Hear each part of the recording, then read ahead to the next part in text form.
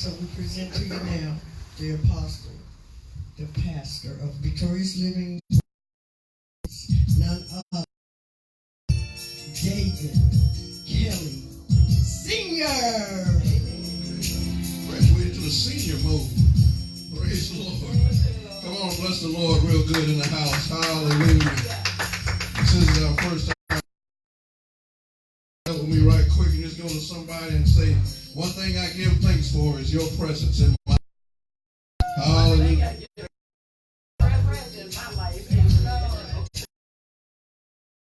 Hallelujah.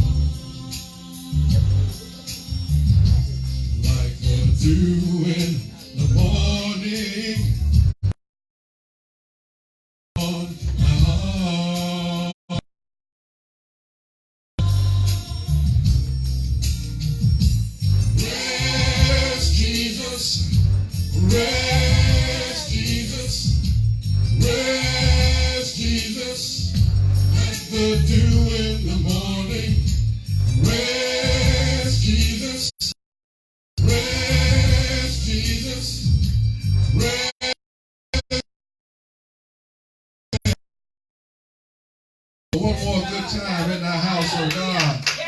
Hallelujah. For he is worthy of all the praise. I'm glad to hear the reports that everybody had a good and safe Thanksgiving. Amen. You know, we talk about holidays, and we don't really do a lot of teaching on holidays, but try to talk. But we family to come together to share and love together. And even if it was meant for bad in the beginning, turn it into something good, just like God has done for us. The world, all men, us, but everything that God has turned for our good. Amen. So we don't live by man's standard, but we walk by God's standard. For as God has sets up the edge of protection in our lives. It gives us the ability to be able to live an abundant lifestyle. And that's why we're teaching words. That's why we're praying hard, because we want to not only be named Victorious Living Worship Ministry, but we want to be living victoriously in our lives. Not only victoriously, but we want our lives to be a worship. He may just perhaps need someone to worship. He can look into Victorious Living Worship Ministry and say, I know my servant is living and honorable to worship unto me. Yes, Lord. We want to get to, that's where we want to be, and that's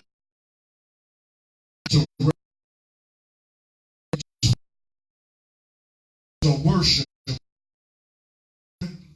And I think one problem we're having in the church, not this church specifically, but in it is disconnecting us from victory. It's disconnecting us from prosperity. It's disconnecting us from our right standing in God and our true authority. And that is the fact that most of us just really don't even know our worth.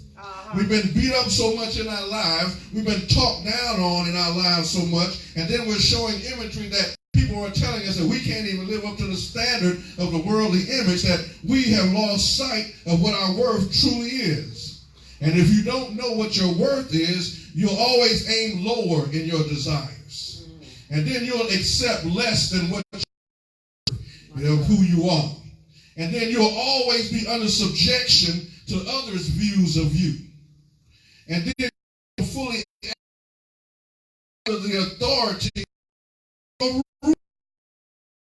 who you are, correct standard in your life. Because you won't settle for what created you to. You don't know who you are. Calls you out your name, your reaction may be got to know our worth. Got to know our worth. In Romans 8 and 17, it reads as this. In fact, let me 16, verse 6 says, the Spirit itself bears witness with our spirit that we are the children of God. And if children, then heirs, and joint heirs with Christ, with him, that we may be all glorified together. Somebody say, I'm an heir of the king. I'm an heir of the king. Now let me tell you what that word heir means. It's a person legally entitled to the property or rank of another's through death. Now dig that, through death. And then it says you must continue the legacy of the predecessor. So if you are an heir of Jesus Christ, that means you should be continuing on the lifestyle he lived while he was here. Not only that, but you should be accessing the authority that he has released of his presence. You got to understand that Christ not only died for us, but he brought us into ownership of all that belong to him. And we are living out of his image with a lifestyle representative of what he died for. To this, and I want y'all to know this.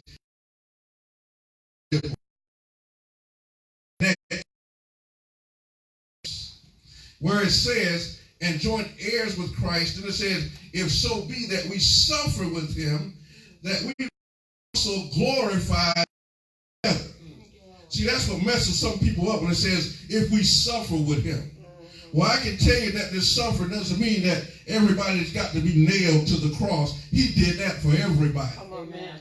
But what this suffering is that you must be crucified in your flesh. In order to walk along the suffering of Christ, you must go through some things and overcome some things in your life. You got to remember, and this is where we make the mistake is, Jesus was just a man also walking the earth. And we don't tell people that, and it makes people hard to understand who he was and to trust in him. He could have been God come to earth in the form of a man because we don't tell the whole story. We've got to tell the whole story who Jesus was so people will understand he was on this earth just like us. He had similar desires just like us. He went through similar hard things. He had to deal with but it was a position of his journey to the transformation before he made it to the. You got to remember that he came along during a period of time that God was sending him to do. Remember back during that time, first of all, the Jews, although they were under bondage to the Romans, they thought they were better than everybody else. They still didn't think that everybody should have access to their God. And it was Jesus who was brought up and raised in this mentality. And you can tell by his conversations that he had adopted to a certain degree to the mentality of his time. So when he says you must be crucified in your flesh, he's saying just like I had to go crucifixion to become all that the Father sent me to be. Now I'm going to prove to you because some people won't understand or believe that Jesus had to go through some things. Let's turn through Matthew chapter 15. Matthew 15. I need you to see that he was a man just like we are here on this earth. And he had to make some transitions in his life. What would have been the sense for him to come on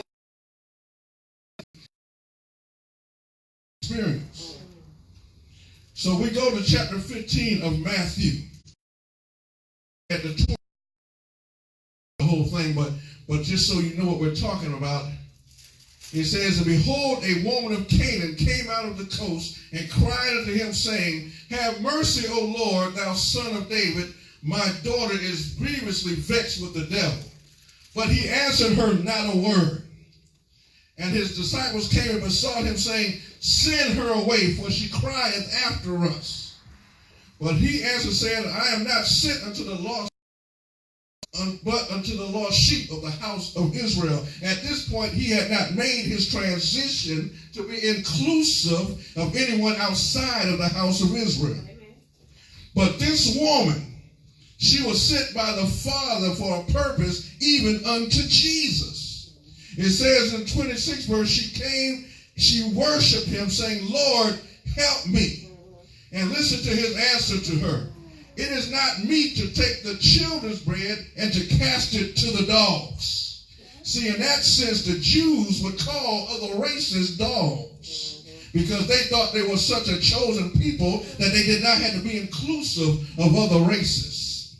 But this is what this woman answered to Jesus, and it changed his mindset concerning outside of himself. Truth, Lord, yet the dogs eat of the crumbs which fall from their master's table. Then Jesus answered and said unto her, O woman, great is thy faith. Be it unto thee even as thou wilt. And her daughter was made whole from that very hour. What we're seeing here is the crucifixion of Jesus' flesh. The contamination from the worldliness that he had become inclusive to in his own mindset, because that's how he had been raised. That's what he had been around all his life. So his response was based on what he knew. But God sent this woman to change the heart and transformation of Jesus' mind moving forward. So much to the point now, you'll find out that when we look further and move further, he began becoming inclusive to people outside of the Jewish race. He began to understand himself a little bit better what his purpose was here on the earth. But it was this woman's suffering that made him see value in who she was. And you've got to understand that we run from our suffering, we cry from our suffering, but suffering is part of the thing that brings value to who we are here on this earth. Because your suffering is going to be the thing that transforms somebody's mindset concerning their own situation.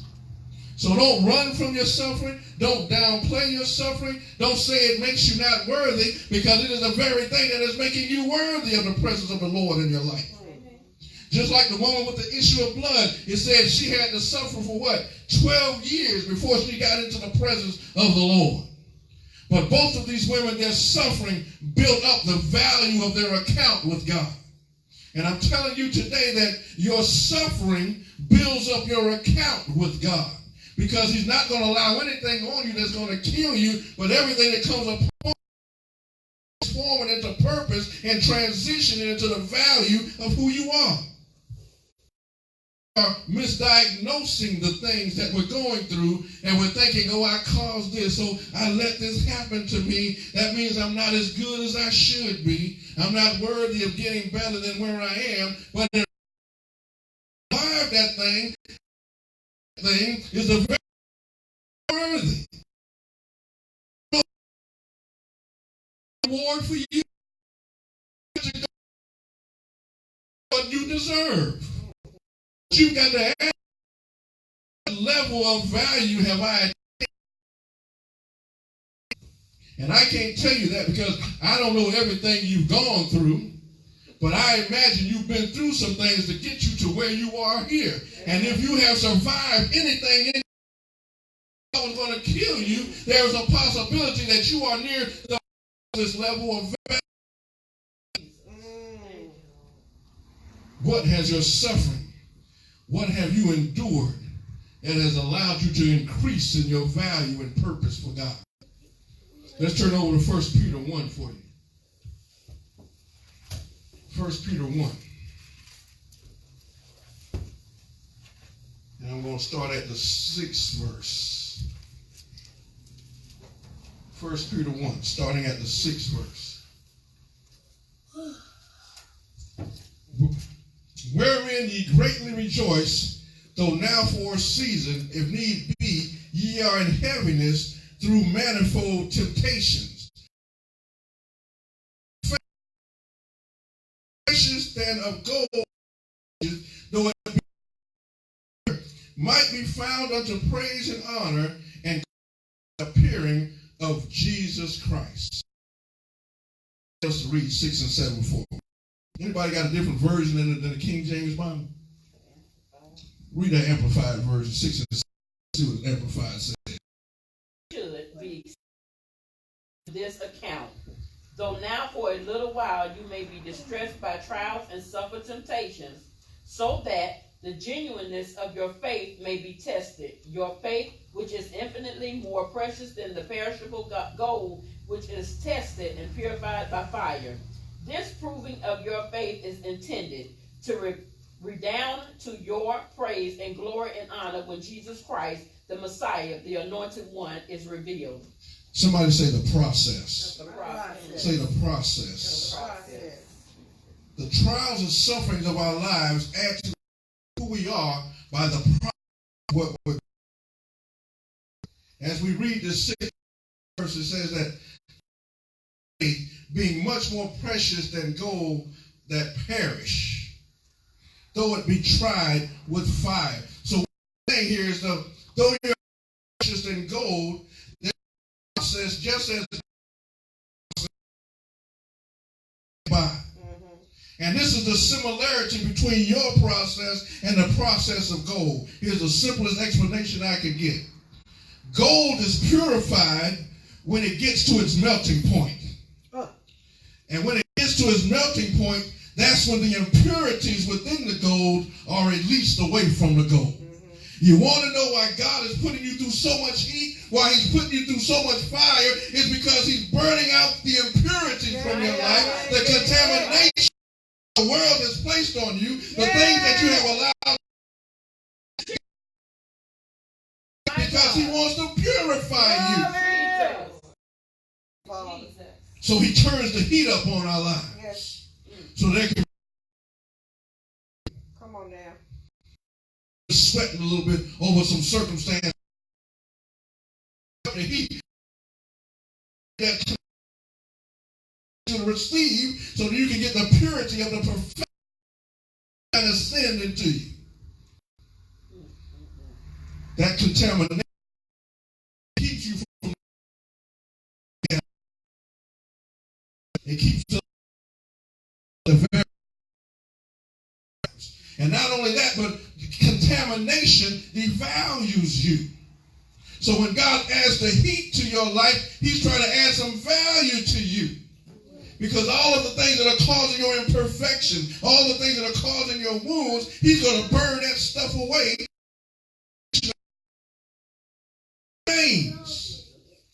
He's trying to perfect us by the things we're going through to make us be deserving to be heirs of his throne, more precious than gold.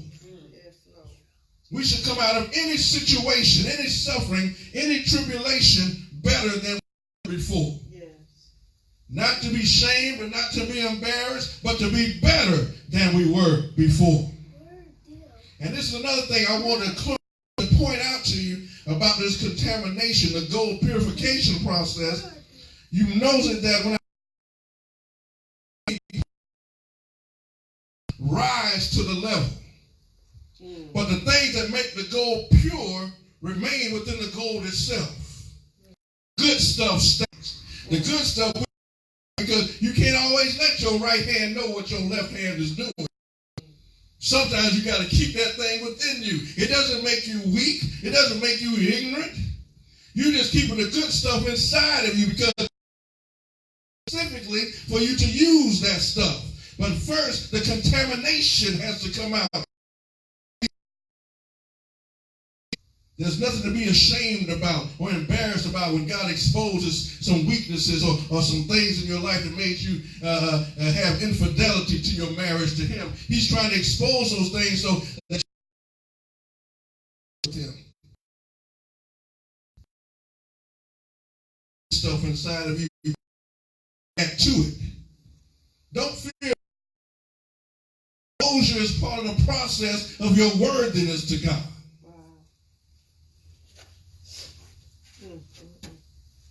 He reveals it to remove it. That's why the things can't be hidden. That's why the things, because it gets removed. Yes, God. See, back in biblical time,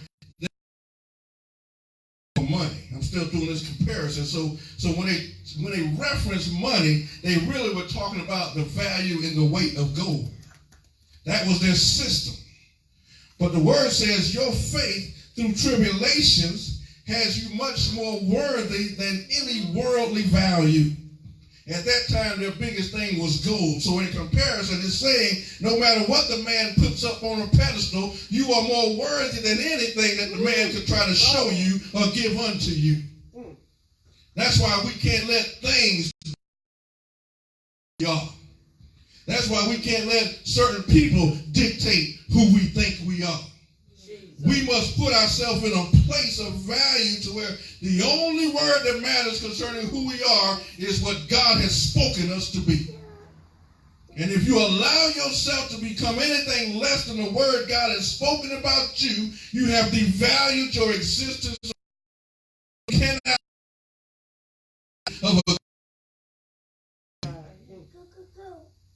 You've got to know your worth. Stop connecting to things lower than the standard God has set. Stop connecting to things lower than the standard God has set. Why would you want anything less than what God says for you? Why would you accept anything less than what God has said to you? In your marriage, with your children, in your finances, with your health, on your job. What has God said? God says you are the heir. You are the heir, which means you have the rank to be in position to be the head and not the tail. So stop kissing butt in that position of booty kissing and rise up to the head and take authority over the situation and speak it and make the circumstance respond to what you say. You better preach. Because you are worthy of what God is trying to give to you. God is trying to release this stuff to you. He wants to release this stuff to you that man could never give to you. I don't care how much money you make on the job. What I just read tells you that there is no worldly value above your value. Hallelujah. Thank you, God. That's why we don't cry over raises and stuff like that, because it doesn't matter what they do to us or what they try to give us. We are greater than that. And we devalue ourselves when we put anything over us. We're not created over us. We were created to have under our feet. Yes, sir. Yes, sir. If you get 100 job, that 100 should still be not over your head. Come on. Come on. Because when you allow it to get over your head, now your mindset shifts to allow it to dictate to what you think and what you do, how you respond, what you take. So you let nothing, nothing separate you from the mindset that you are worthy. Yes, God. Because God has created you to be worthy. Everything in the world is vulnerable to the killing and stealing and destroying of the enemy. Only the things of God give you enough value where you have authority to respond out of the very presence of God, the very holy response comes from, because you're responding based on what the King has said. Stop responding to please people and about you. Trying to be cool and trying to keep peace with people.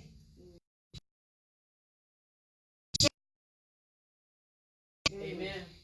Because from a place of authority, knowledge, mind anyway. He knows if you kiss down to him, you still ain't going to be satisfying them. So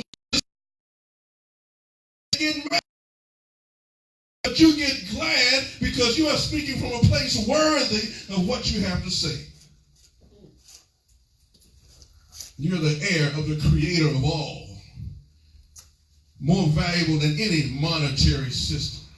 Okay. Your beauty is unmatched by ever create. Your wisdom is more functional than any computer that will ever be created by man's hands. They'll say that the brain is still the greatest computer of all. Yes, thank you, Lord. Jesus. Without the brain, there would be no computer. My God. So how are you labeling yourself? What are you saying out of your mouth that is setting the standard for who you are? What are you allowing yourself to settle? Some things, if you really think about some of the things you're selling into, because you're going to say to yourself, this. Made me sit down and settle for this thing against me.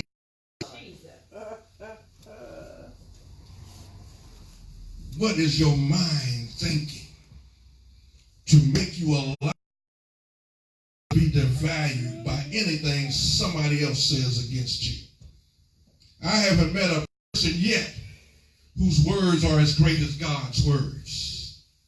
I haven't met a job yet that can pay me as well as God can pay me. Yes, God. I haven't met a physician yet that can fix my body as well as God can fix my body. So why am I bowing down in my mentality to anything or anybody less worthy than what God has said over me? We've got to know our word. It ain't enough to just know it. You got to walk it out. Yes, God. Throughout his God, the greater he became because he began walking to the point to where what his disciples said, it didn't matter what the Pharisees and the scribes, he knew his worth.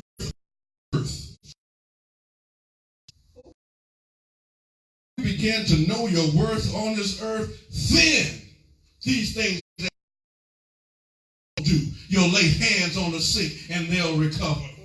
You'll raise from the dead. They'll get up and walk. You'll cast out demons when you correctly recognize what they are. You'll change the mental status of people. You know, some of these people he healed were mentally unstable. The ability when we are walking upright in God under our authority, walking worthy of who we were created to be, to walk out there to Georgia, where it is now, and lay some hands on some of the people, and they become more some of the teachers. No.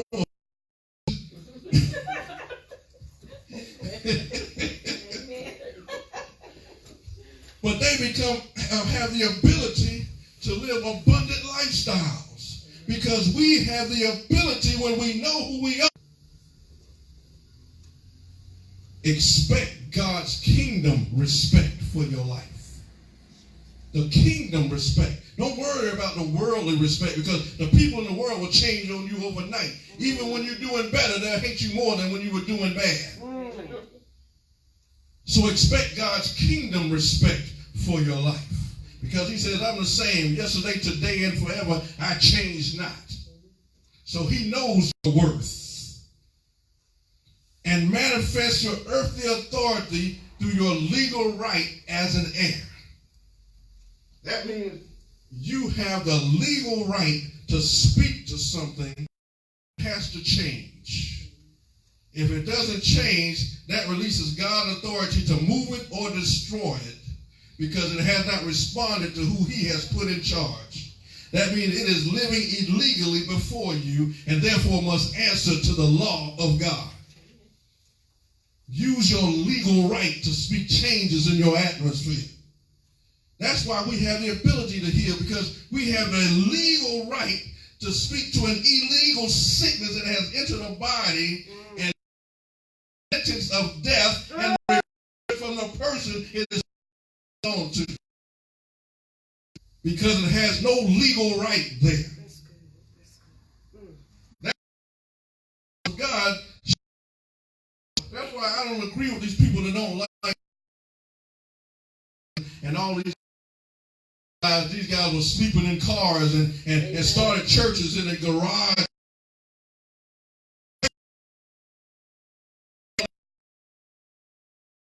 And they get mad. A drug dealer can sell his dope that's killing our people, have the fanciest cars, the biggest house, the best looking rings and gold around their neck, and they honor them. My God. You better preach. That's why we don't worry about the respect of the world. We want the God's kingdom respect on our lives. Yes. Yes. But we've got to know who we are. And we've got to walk in that thing. It's not that we're arrogant.